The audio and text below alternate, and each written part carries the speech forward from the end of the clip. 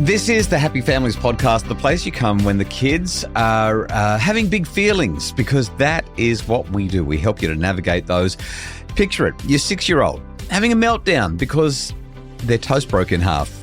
Your 9-year-old sobbing because their friend didn't sit with them at lunch. Your teenager has just slammed the door because you asked them to put the phone down for dinner. How dare you? And somewhere in the back of your mind, you're kind of thinking, why can't they just manage their emotions like a normal person? So here's the plot twist. They're not supposed to. In fact, expecting your children to regulate their big feelings is kind of like expecting them to drive a car before they've learnt to walk. Today, we're busting the biggest myth in parenting, that kids should be able to handle their emotions on their own. And we're going to give you the science-backed strategies that actually work when your child's emotional world explodes. Stay with us. G'day, welcome to the Happy Families podcast, real parenting solutions every single day. My name's Justin. I'm here with Kylie, my wife and mum to our 6 kids. The most popular topics in terms of downloads on this podcast, ADHD and emotion dysregulation. Today we tackle the latter, big emotions, with some quick reminders and some useful tips for your child's next temper tantrum or emotional moment. Kylie, you're looking at me with a strange look on your face. It looks like you're about to have a big emotion because your microphone has been switched off. I just realised you're not saying anything. It's because I haven't turned your mic on. I'm so sorry. I find it curious, and I fall into the same trap that we're asking our children. Yes. With their lack of experience, lack of developmental progress, and just a lack of time in the world. To be able to regulate their emotions when even us as the big people really struggle from time to time. And when you say from time to time, you mean most days? Yeah, most days. So let's start with the reality. Maybe that's just me. This may be a sanity saver. Kids aren't supposed to manage their big feelings. I mean, we want them to, and eventually they will. But their brains are wearing L plates. L plates, as in like a learner plate that you put on the back of the car that says, "I still don't really know what I'm doing here."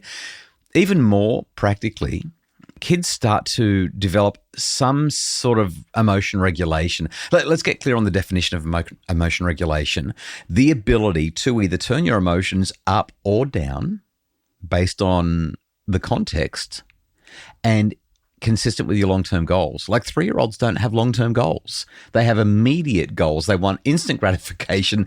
They don't understand the idea of frustration tolerance, and it's inappropriate developmentally for us to be trying to teach them that in any meaningful way. But I also think that as a society, we actually look down on big emotions.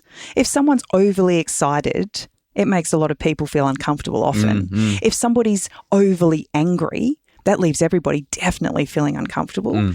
So in some ways, it's a little bit counter to what we're actually wanting our children to do. We're wanting them to experience their emotions and understand them, but we're also going, just make sure it's not too much. Yeah, and that's appropriate that we want to help them. This is called socialization, right? That's what our job is as parents, is to socialize our kids.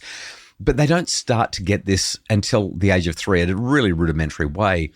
And on average, most kids will be able to have their emotions reasonably well regulated most of the time by I love how you're slowing down there. Age 9. Well, I want to put 1,000 caveats in here because it depends on how hungry and how tired and how stressed and how worked up and all those things they are, right? I mean, I'm saying 9, but one of my favorite things to do when I'm teaching this stuff in my workshops and my presentations, I'm in schools or corporations, and I'll talk about emotion regulation. I'll say, put up your hand and tell me, how old do you think the average child is when they can regulate most of their emotions, most of the time under fairly standard circumstances? And usually the first response from somebody who thinks they're so funny is they'll say 43. Yeah. and then everyone will guffaw because it is just naturally, it's hard to do this. We are, as Brené Brown says, emotional beings first. And when something happens, our rational brain has been bound and gagged and stuck in the boot, and the emotions are driving us down the highway. If that's the case for us as adults, because we haven't understood principles of stoicism, for example, and we don't know how to regulate ourselves well, what chance do our children have at the age of 3 or 4 or 5, or at the age of 16 when their brain's going through that second brain explosion? So I guess there's one more thing that I want to pick up on now that you've pulled me up on that. with all of my caveats. I did say most of the time, and I did say on average, because even a well-regulated 43-year-old is still going to have moments where their emotions overwhelm their capacity to manage them. You're not 43 anymore, right? I'm not talking about me. If I was talking about me, I'd say almost 50-year-old. I had this happen to me the other night. I'm going to share it on the pod. This is a hard thing for me to say, but I walked into the house and the house looks like a bomb's gone off. And it's like they're oblivious to the fact that there's work to be done. And I feel like I work pretty hard, and I feel like you work pretty hard. We don't stop. And I didn't regulate particularly well. I'm just saying, I didn't lose it, but I was not as regulated as they're used to seeing me. I had some suggestions for them as to what might happen and when it might happen and why it shouldn't be me or you that was doing it. Anyway, let's move on with this. What I want to emphasize here is it's normal and natural to struggle to manage big feelings. And a lot of the time, what we're dealing with is a stage, and a lot of the time we're dealing with humanity and being a human, and we just need to trust our kids' innate development and trust that we are setting a good example. And when you understand that, that's when everything changes. Instead of thinking, why can't you just calm down, or why can't you be like everybody else's children, what you do is you start thinking, all right, how can I help my child to get through this while their brain is learning how to do it on their own? I'm thinking back to my experience as a young mum, young Kylie, dealing with young children, and specifically a few children with really big emotions. And those emotions would often present themselves at the most inconvenient time.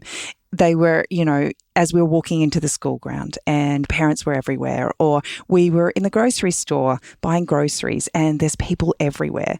And my initial thought was not for the care of my child.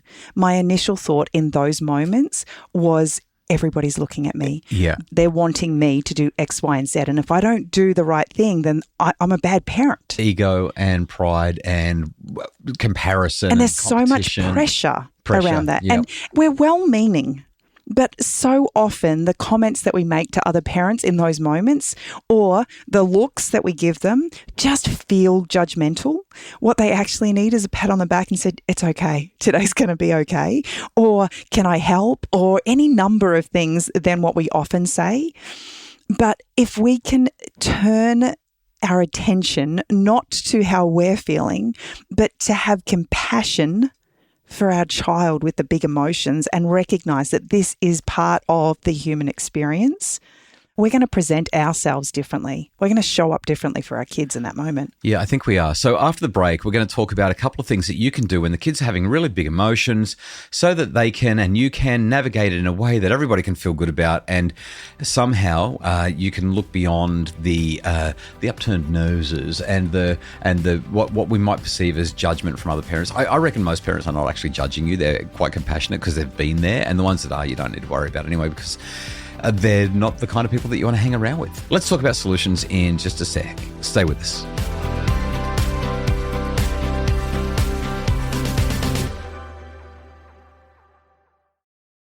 We're back with the Happy Families podcast, Real Parenting Solutions every single day.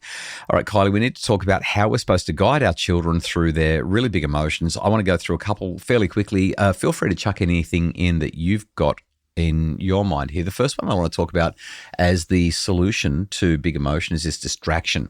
Distraction works.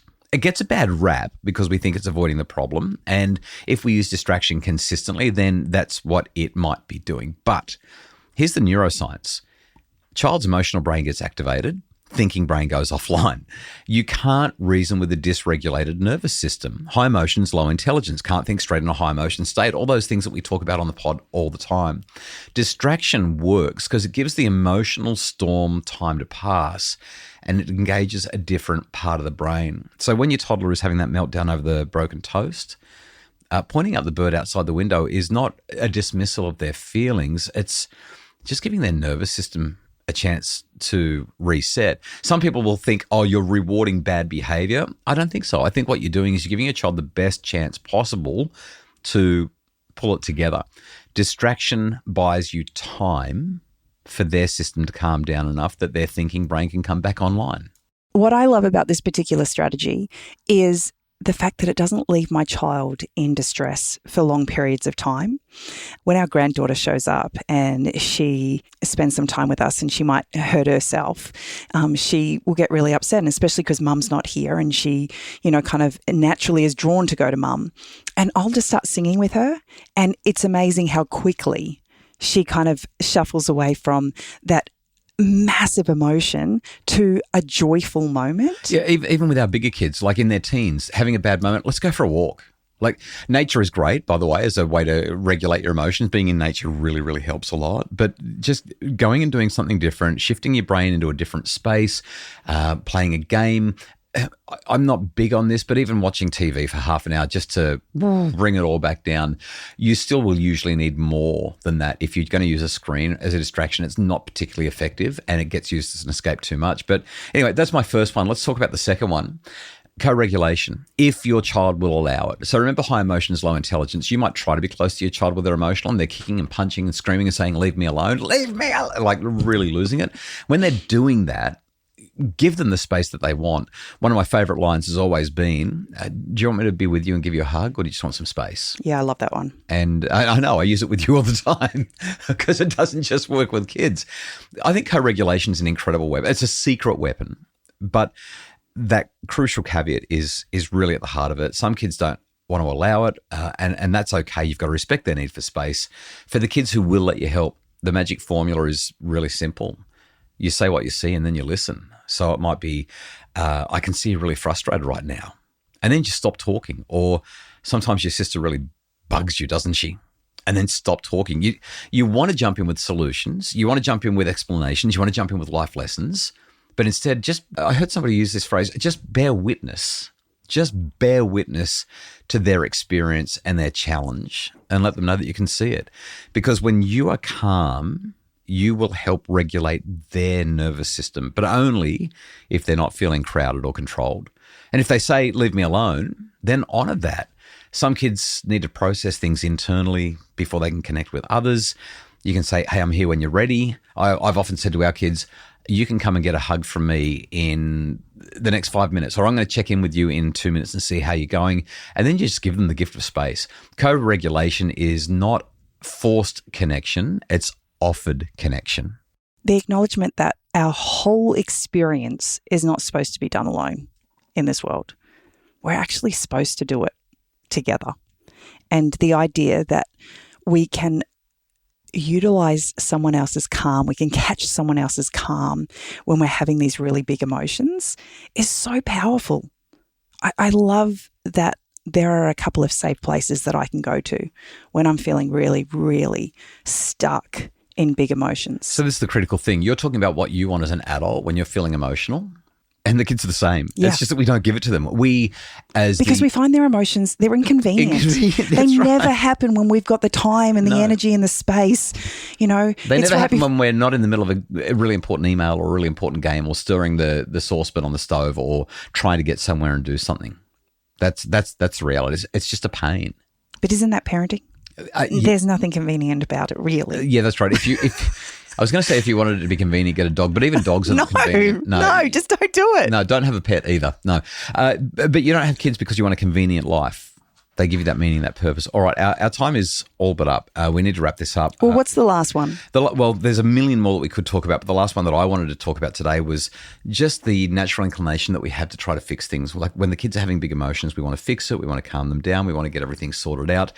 And I think the ability to stop and not try to fix things immediately might be the hardest, but probably the most important when it comes to kids and emotion regulation.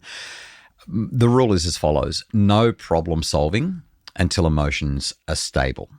If we go back to your original conversation around distraction actually works, especially when we're dealing with older children, just because you've distracted them in the moment doesn't mean that you can't revisit it. But once their emotions are calm, that's when you're actually able to do the heavy lifting. Yeah. When it comes to processing emotion. If you're trying to problem solve during emotional dysregulation, it's like even speak logic. Yeah. To an illogic. No, it's like trying to have a board meeting during a fire drill. Like the alarms are sounding and everyone's running out of the building. You're saying, no, but we need to sit down and have this conversation about these finances. And the rest of the board's going, not now. This is not the time for it. No one can think clearly. Everyone's in survival mode. We just need to wait until emotions return to baseline, because then we can have a conversation without the emotional charge. And that's when you get to move into problem solving. And I love the way that Disney movie Inside Out depicts what's going on up inside a brain when these big emotions are being felt. And the thing that stands out to me is that often there's not just one emotion that's trying to take control of the situation. There's multiple emotions. And so that's where these big feelings come from, because you're trying to understand what it is you're feeling, but there's too many emotions to kind of work it all out in that moment. So there's some ideas that should be helpful. I mean, we could talk about this for hours. There's so much more that we could have discussed. I do want to highlight this though. Sometimes you just need to let them have their tantrum.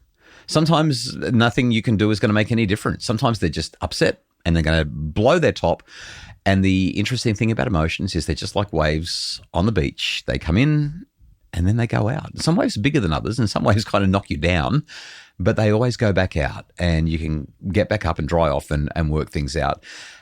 You're the parent, make the call. If they need to have that moment, let them scream. Just give them the space and go back to them when things are level and balanced. Really hope that some ideas here have helped with your children and their big emotions and the stages they go through.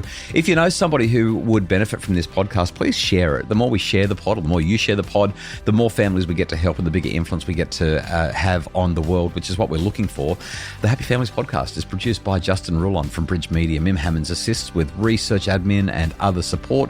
And there's a whole lot of resources to help you with all of these challenges and more at happyfamilies.com.au.